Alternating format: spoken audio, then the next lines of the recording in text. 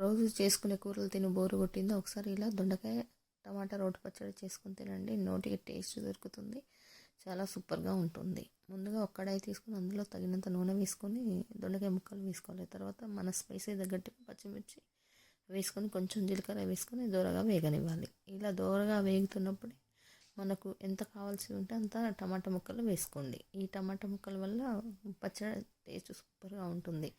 నాకైతే రోలు లేదండి, నేను మిక్సీలోనే పట్టాను. మీకు రోట్లో ఉంటే రోలు నూరుకోండి, చాలా బాగుంటుంది. తర్వాత తగినంత చింతపండు వేసుకొని మళ్ళీ ఈ టమాటా ముక్కలు ఫ్రై కానివ్వాలి. తర్వాత ఇవి ఒక బౌల్లోకి తీసుకొని చల్లారనివ్వాలి.